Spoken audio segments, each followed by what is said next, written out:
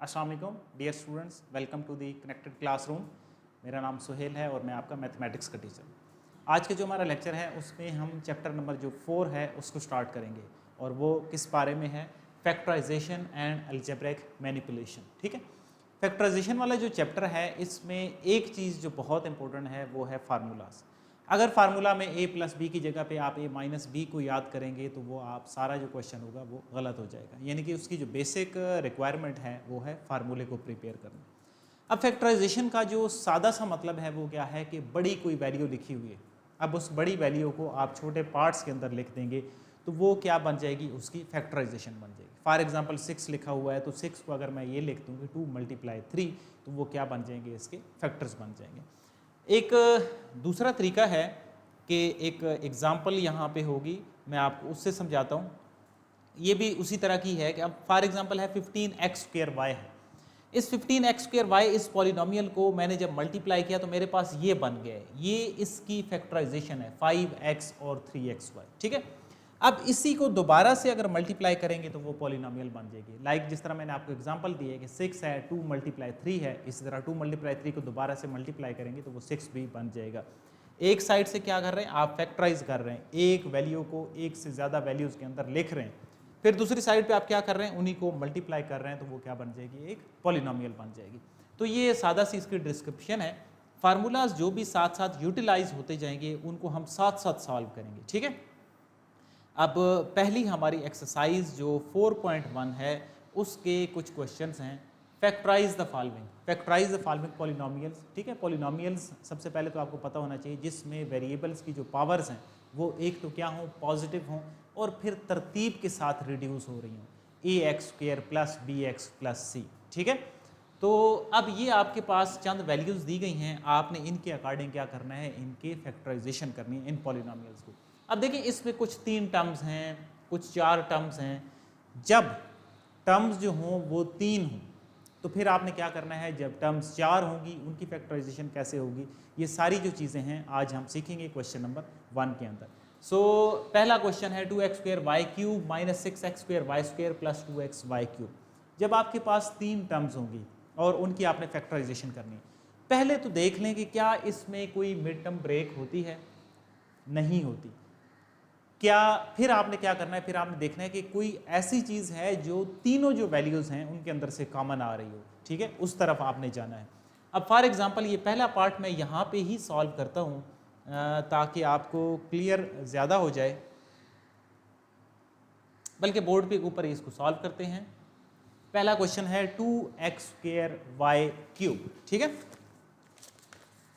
Page number जो आपका exercise का है वो है 72।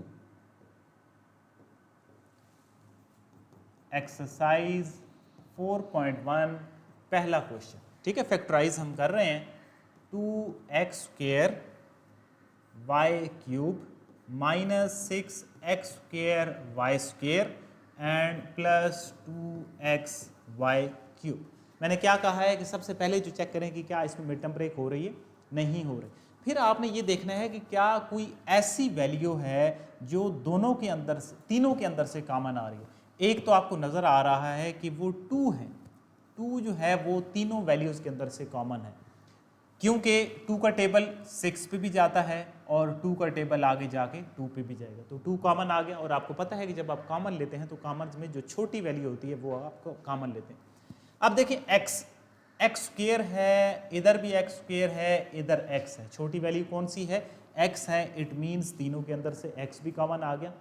फिर अब आते हैं y पे, इधर y³ है, y² है और y³ है। y² छोटी वैल्यू है तो y² क्या हो गया, कॉमन हो गया।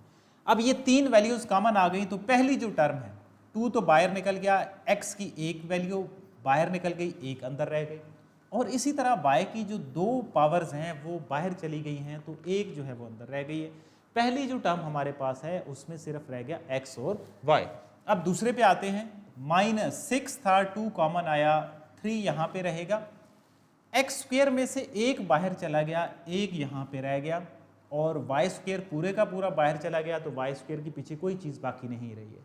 नेक्स्ट अगर हम वैल्यू पे आ जाए तो 2 जो है वो बाहर चला गया, एक x था वो भी बाहर चला गया, y की 3 थी, 2 बाहर चली गई, तो एक जो है वो y हमारे पास रह गया।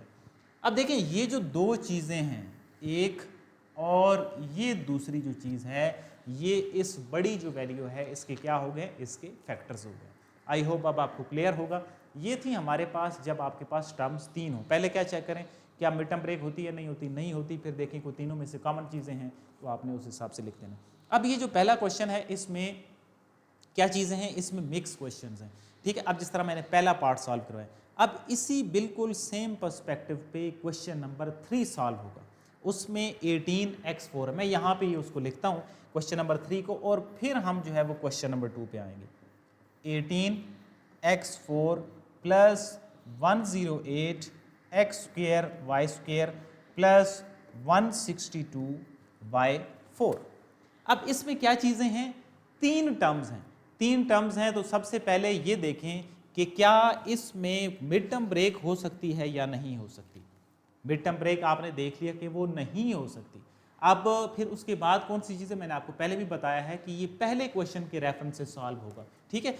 तो अब आपने फिर देखना है कि क्या 18 का जो टेबल है वो जाता है या नहीं, किस चीज़ पे, इन सारी वैल्यूज़ पे, 108 पे भी 162 पे भी तो जाता है। 18 को अगर हम 6 से मल्टीप्लाई करें तो 18 क्या बनता है, 108 बनता है। अगर हम 9 से मल्टीप्लाई करें तो 162 भी बनता है।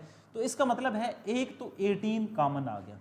अब आ जाते हैं x पे, यहाँ पे x4 है, यहाँ पे x स्क्वायर है, बट यहाँ पे कोई वैल्यू नहीं।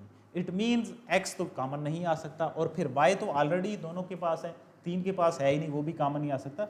तो सिर्फ हमारे पास 18 कॉमन आ रहा है।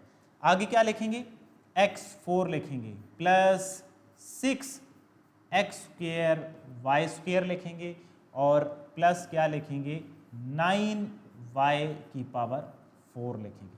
तो ये हमने क्या कर दिया जी, हमने इसको किस में, दो पार्ट्स के अंदर डिवाइड कर दिया। अब देखिए 18 कॉमन आया था, वो मैंने लिख दिया। अब मजीद देखें, ये आपके पास तीन आगे अंदर जो टर्म्स हैं, अब मजीद देख लें कि क्या कोई फार्मूला बन रहा हो, कोई मिड टर्म ब्रेक हो रही हो। अब अगर आप थोड़ा सा गौर करें इस पे, क्या हम इसको ऐसे लिख सकते हैं, मिड टर्म ब्रेक का मैंने बताया है, इसी तरह फार्मूलाज कोई बताएं, a plus b whole square, a minus b whole square, ठीक है, इस तरह का फार्मूला। अगर मैं इस x4 को ऐसे लिखूं, x स्क्वेयर का स्क्वेयर ऐसे लिखा जा सकता है, और ये जो ये वाली वैल्यू है इसको 3y के स्क्वेयर का स्क्वेयर लिख सकते हैं, a square plus b square plus 2a and b।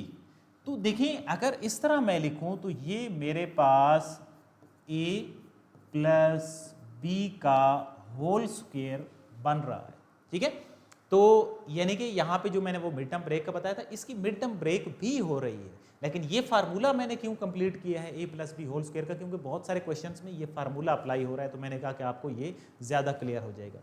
इस x4 को ब्रेक करके लिख दिया x स्क्वेयर का स्क्वेयर a स्क्वेयर, इस 9y4 को लिख दिया b का स्क्वेयर करके 3y स्क्वेयर का होल स्क्वेयर कर दिया, plus 2ab a square plus b square plus 2ab which is equal to a plus b whole square.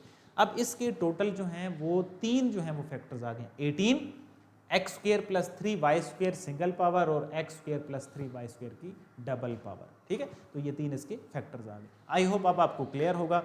मजीद इसमें अगर हम पहले क्वेश्चन को देखें तो पहले क्वेश्चन में तीन वाली जो टर्म है वो क्वेश्चन नंबर 4 है, पहला क्वेश्चन है, तीसरा क्वेश्चन है, और इसी तरीके से क्वेश्चन नंबर 4 है। तो हम क्या करते हैं, तीसरे के साथ ही क्वेश्चन नंबर 4 को सॉल्व करते हैं, जिसके अंदर भी तीन टर्म्स हैं। तो फिर हम 4 वाली जो टर्म्स होंगी उनको सॉल्व करेंगे। क्वेश्चन नंबर 4, इसको आपने गौर करना है। अगर आपने ये चीज़ समझ लिया ना, ये वाली जो चीज़ है, फिर आप क्वेश्चन नंबर 4 को आसानी से सॉल्व कर सकते हैं। k प्लस 2 का whole square, next one is 8 into k plus 2 plus 16। मैंने क्या बताया है कि तीन टर्म्स हैं, पहले देखें कोई मिड टर्म ब्रेक वगैरह होती है तो उस हवाले से सॉल्व कर लें, फार्मूला को बनता है, बनाए नहीं बन रहा तो फिर तीनों के अंदर से कॉमन देखें। अगर आपने इस चीज़ को समझा है तो फिर आप इसको सॉल्व कर सकते हैं। कैसे, ये जो पहले वाली टर्म है, अगर मैं इसको ये कहूँ कि ये पूरे का पूरा a स्क्वेयर है, ये मेरे पास b का स्क्वायर है। 16 किसका स्क्वायर होता है? 4 का स्क्वायर होता है। और -2a क्या है? k + 2 है और b क्या है? 4 है। तो देखो ये जो टर्म है ये दोबारा से 8k + 2 ही बनती है ना, कोई नई चीज तो नहीं लिखी। इट मीन्स कि ये जो तीन वैल्यू पूरी हैं ये a माइनस बी का होल स्क्वायर है। ये पूरी की पूरी जो k + 2 है ये मेरा a है, जो 4 है वे मेरा b है। तो मेरे पास जो फार्मूला कंप्लीट हो रहा है वो हो रहा है a माइनस बी का होल स्क्वायर। अब हम दो तरीकों से लिख सकते हो, a माइनस बी का होल स्क्वायर, अगले स्टेप में सिंप्लीफाई कर दो तो आप इसको ऐसे भी लिख सकते हैं k - 2 का होल स्क्वायर। लेकिन अगर आप इससे कंफ्यूज होते हैं, कोई इसमें कंफ्यूजन वाली ऐसी चीज़ नहीं है।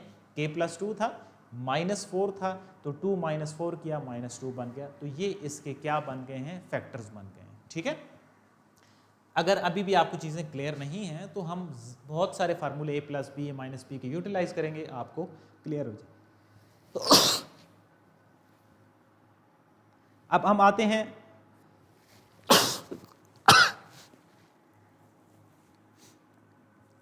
हैं जिनमें हमारे पास 4 टर्म्स हैं। अब 4 टर्म्स में से पहले हम सॉल्व करते हैं अपने क्वेश्चन नंबर 2 को। 3nx - 3x - 3ny और +3y। जो 4 टर्म्स के क्वेश्चंस हैं उनके अंदर क्वेश्चन नंबर 2 है, क्वेश्चन नंबर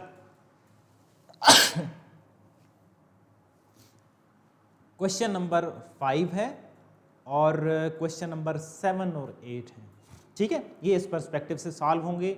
और क्वेश्चन नंबर जो 6 है वो थोड़ा सा डिफरेंट है, इतना ज़्यादा डिफरेंट नहीं है, मतलब उसमें 2 टर्म्स हैं, मैं उसको बाद में समझाऊंगा। 2, 5, 7 एंड 8 ये जो सारे क्वेश्चन हैं उसके लिए आपने इस चीज़ को समझना है। उसमें से जो 2 है उसमें क्या है, कोई 4 टर्म्स हैं। जब आपके पास 4 टर्म्स होंगी फिर आपने क्या देखना है, क्या ऐसा तो नहीं है कि कोई सी 2 टर्म्स जो हैं उनको मैं मिलाऊं तो उनमें से जो कॉमन आ रहे हों तो उसके बाद सेम टर्म बन जाए, पहले ये देखना है। ठीक है, इसका क्या मतलब है मैं बताता हूँ। और अगर वो नहीं हो रहा तो फिर आपने देखना है कि क्या उन 4 में से कोई 3 ऐसी तो नहीं है कि जिन 3 को इकट्ठा करूं तो a + b होल स्क्वायर या a - b होल स्क्वायर बने। फिर ये दूसरा आपने ये चीज़ देखनी। अब देखो ये 4 है ना, पहली जो 2 हैं, पहली 2 में से क्या चीज़ कॉमन है? 3x कॉमन है, n - 1 रह गया अंदर। नेक्स्ट जो 2 हैं उसमें से -1 कॉमन है और सॉरी माइनस क्या कॉमन है? 3 कॉमन है और y भी कॉमन है। अंदर क्या रहेगा? n - 1 रह गया। अब देखो जब हमने 2 करके कॉमन लिए हैं तो ये जो 2 टर्म्स हैं ये सेम आ गए। जो मिड टर्म ब्रेक के आप रूल बनाते हैं उसमें भी यही चीज़ होती है। अब 2 तरीके हैं लिखने के। मिड टर्म ब्रेक की तरह अगर लिखेंगे तो एक दफ़ा n - 1 को लिख देते हैं और दूसरी दफ़ा जो बाकी चीज़ें बच जाती हैं उनको लिख देते हैं। ठीक है, अगर ये चीज़ ये कॉन्सेप्ट समझ नहीं आता फिर आपने क्या करना है, फिर आपने ये समझना है कि ये पूरी एक टर्म है, ये पूरी दूसरी टर्म है। इन दोनों टर्म्स के अंदर से n - 1 कॉमन है, इसमें भी n - 1 है, इसमें भी n - 1 है, जिस तरह हमने पहले क्वेश्चन को सॉल्व किया। अंदर क्या रहेगा? 3x - 3y रह जाएगा। ठीक है, अब अभी भी ये इसके कंप्लीट फैक्टर्स नहीं बने हैं। क्यों नहीं बने हैं? इन दोनों में से 3 कॉमन है, x - y। अब टोटल कितनी हो गई? 1, 2 और 3। ये 3 इसके क्या हो गए? इसके फैक्टर्स हो गए। अब ये कौन सा कॉन्सेप्ट था जिनमें 4 टर्म्स हैं? कौन कौन से क्वेश्चन है उसके रेफरेंस से? 2 है, 5 है, 7 और 8 है। अब हम जाते हैं अपने क्वेश्चन नंबर 5 के ऊपर। Question 5, 9x² + 4 - 169y² and -12x। पहली चीज आपने क्या देखनी है? अब अगर आपने ये 5 समझ लिया तो 7 और 8 बिल्कुल सिमिलर हैं, वो आपको समझ आने चाहिए और आपको सॉल्व करने हैं। सबसे पहला क्या देखें, कोई सी 2 जो हैं वो उनको एक साथ रखें। क्या उन दोनों के 2 जो रखेंगे कॉमन लेने से प्रीवियस क्वेश्चन की तरह सेम अंदर वाले टर्म्स बन रही हैं या नहीं? तो ऐसा नहीं हो रहा। दूसरा तरीका, कोई सी 3 को इकट्ठा करना है और उसको देख के आपने फार्मूला कंप्लीट करना है a plus b whole square या a minus b whole square.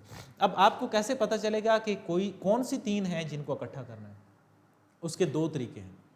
एक, जो नेगेटिव वाली किसी ना किसी स्क्वायर की फॉर्म में होगी ना, वो अलग होगी कम अज कम, ठीक है। अब देखो 169 है ना, ये 169 13 का स्क्वायर हो जाता है, y का स्क्वायर हो जाएगा, तो जो नेगेटिव वाली होगी वो अलग आ जाएगी। ये एक ट्रिक है समझने के लिए। और बाकी जो तीन हैं उनको अगर आप इकट्ठा करेंगे तो वो कोई ना कोई फार्मूला बन रहा होगा। अब देखो ये तीन मैंने इकट्ठी लिख दी है, नेगेटिव वाली जो स्क्वायरिंग की फॉर्म में है वो अलग लिख दी। देखो ये पहले वाली टर्म है, ये a का स्क्वायर है, ये 4 जो है ना ये 2 का स्क्वायर है, एंड माइनस 2a और b करके अगर मैं लिखूं तो ये 12x ही बनता है। देखो 3 2 6 2 12x ही बनता है। लेकिन ये जो तीन है अब ये मिल के 3x माइनस 2 का होल स्क्वायर बन रही है, यानी a माइनस बी का होल स्क्वायर बन रही है। अब ये देखो 169 है, तो 169 किसका है? 13y का होल स्क्वायर है। यहां से अब ये जो क्वेश्चन है थोड़ा सा डिफरेंट हो जाएगा। अब ये तो आपने स्क्वायरिंग बना ली, अब इसमें एट अ टाइम इस क्वेश्चन में दो फार्मूले अप्लाई हो रहे हैं, एक a माइनस बी का होल स्क्वायर और एक ये वाला a square minus B square which is equal to a minus b and a plus b. अब a का मतलब ये हरगिज नहीं है कि वो सिंगल वैल्यू होगी, a का मतलब होगा पहले वाली वैल्यू का स्क्वायर। अब ये देखो अगर मैं इसको बना लूं कि ये मेरा a है, अगर मैं इसको बना लूं कि ये मेरा b है, तो देखो a स्क्वायर है ना और ये b स्क्वायर है, किसके इक्वल होगा? a माइनस बी, और एक दफा इसको आप लिखेंगे a प्लस बी। अब ये जो क्वेश्चन है इसके ये फाइनल क्या आ गए? दो फैक्टर्स आ गए। आई होप अब आपको क्लियर होगा, अगर नहीं क्लियर तो मजीद हम जो क्वेश्चन सॉल्व करेंगे उसमें आपको क्लैरिटी हो जाएगी। अब नेक्स्ट फिर मैंने कौन सा बताया था आपको? 7 8 बताया था। 7 बिल्कुल इसी पैटर्न पे होगा, 8 थोड़ा सा मुख्तलिफ है, 7 अब आपने खुद करना है। 8 मैं करवा रहा हूँ कि उसमें भी 4 ही टर्म्स हैं, 1 minus x square minus 2xy and minus y square. अब देखो इसमें हमने क्या करना है? अब पहले देखो कॉमन नहीं बन रहे हैं, क्योंकि कुछ भी अगर हम कॉमन लें तो वो सेम नहीं बन रहे हैं। फिर आपने कोई सी तीन मिलानी है जिनको इकट्ठा करने से फार्मूला बन रहा हो। देखो 1, इन तीनों में से अगर मैं माइनस कॉमन ले लूं तो ये इस तरह की कुछ टर्म्स बन रही हैं। अब अगर आपको 8th क्लास में फार्मूला प्रिपेयर है तो ये डायरेक्टली a प्लस बी का होल स्क्वायर बन जाता है, ठीक है, x प्लस वाई का होल स्क्वायर हो गया। यहां तक फैक्टर्स कंप्लीट नहीं है, दोबारा कौन सा हम फार्मूला यूज करेंगे? ये पहले वाली टर्म, अब देखो ना 1 है ना, 1 को मैं 1 का स्क्वायर भी लिख सकता हूं, तो यहां पे ये मेरा a है, ये मेरा b है, a square minus B square which is equal to a minus b एक दफा और a प्लस बी दूसरी दफा। अब ये दो जो हैं वो मेरे फैक्टर्स आ गए। इससे आगे एक स्टेप आप लिखना चाहें तो आप लिख सकते हैं 1 minus x minus y and 1 plus x plus y. तो ये हमने क्या कर दिया? इसको फैक्टराइज कर दिया। ये जो वैल्यू है इसके ये क्या आ गए? इसके फैक्टर्स आ गए। अब इसमें जो एक 7 क्वेश्चन है वो आपने खुद से सॉल्व करना है, और इसका एक जो 6 पार्ट है आसान है बट उसको मैं सॉल्व कर देता हूँ। इसमें 2 टर्म्स लिखी हुई हैं, एक ये पूरी टर्म है, एक ये टर्म है। तो देखिए बड़ा आसान है, ये 2 वैल्यूज़ हैं। अब इन 2 वैल्यूज़ में से क्या चीज़ कॉमन आ रही है? ये एक्स स्क्वायर माइनस 1 इन दोनों टर्म्स के साथ मौजूद है। तो एक्स स्क्वायर माइनस 1 इन दोनों के अंदर से अगर हम कॉमन ले लें तो यहाँ पे हमारे पास क्या रहता है? y प्लस 1 रहेगा। ये एक जो टर्म है ये यहाँ पे रह जाएगी, और जो दूसरी वाली वैल्यू है इनको ब्रैकेट्स में कर दें, ये हमारे पास दूसरी जो टर्म्स है वो रह रही है। सो एक्स स्क्वायर माइनस 1 अब ये जो अंदर वाली टर्म्स हैं इनको आपने क्या कर देना है, ऐड सब्ट्रैक्ट कर देना है, y plus 1 minus y and minus 3। अब क्या होगा, अब जो सिंप्लीफाई हो रही है, फॉर एग्जांपल y है, इस y के साथ कैंसिल हो गया, एक्स स्क्वेयर माइनस 1 और साथ मेरे पास क्या रह रहा है, माइनस 2 रह रहा है। अब क्या ये इसके फैक्टर्स हैं, कंप्लीट फैक्टर्स नहीं है, क्योंकि ये जो पहले वाली टर्म है एक्स स्क्वेयर माइनस 1, ये किसका फार्मूला है, डायरेक्टली हम फार्मूला लगा सकते हैं कि ये a प्लस बी और a माइनस बी है, और ये जो माइनस 2 लिखा हुआ है राइट साइड पे एंड पे लिखा हुआ है, आप इसको स्टार्ट में भी लिख सकते हैं। तो टोटल इसके 3 जो हैं वो हमारे पास फैक्टर्स हैं, एक माइनस 2 है, एक x माइनस 1 और x प्लस 1 है। ये था हमारा पहला क्वेश्चन जिसमें हमने 4 टर्म्स को सॉल्व किया है। अब 8 क्वेश्चन हमने सॉल्व किए हैं। 9 क्वेश्चन है, find a polynomial whose factorisation is this. आपने जो 9 क्वेश्चन से ऑनवर्ड है उसको हम नेक्स्ट क्लास में सॉल्व करेंगे। अभी हमारे पास टाइम कम है, ओके चलें, अभी हमारे पास 5-7 मिनट हैं। तो ये जो 9 क्वेश्चन है ना, ये किस फॉर्म में लिखा हुआ है, ये ओपन फॉर्म में, फैक्टर्स की फॉर्म में लिखा हुआ है। हमने इसको क्लोज फॉर्म में लिखना है। और इसी तरीके से जो 10 क्वेश्चन है, 10 क्वेश्चन 7-8 की तरह ही इकट्ठा लिखा हुआ है, और उसने कहा है कि एक्सप्रेशंस को डिफरेंस ऑफ द स्क्वायर्स की फॉर्म में आपने लिखना है। सो x प्लस वाई 9 क्वेश्चन है, माइनस 2c, और दूसरा है x plus 2c plus Y. उन्होंने क्या कहा है, by using find a polynomial whose factorisation. आपने वो पॉलिनोमियल बनानी है जिसके ये फैक्टर्स हैं, यानी कि क्वेश्चन नंबर 1 की तरह इनको लिखना है। अब ये 2 अलग अलग हैं, इनको मीन्स इकट्ठा करके लिखना है। सबसे पहले आपने क्या करना है, इसकी रीअरेंज करना है, तरतीब बनानी है। तरतीब का क्या मतलब है, देखो ये तो मैंने लिख दिया है, अब इसके साथ है ये मैंने लिख दिया, क्या लिखा तरतीब में, x प्लस वाई इकट्ठा कर। अब ये देखो x प्लस वाई जो है ना, ये मेरे पास a है, और ये जो x प्लस वाई है ये भी इसी तरह मेरा a है, और ये जो 2c है ये मेरा b के इक्वल है। तो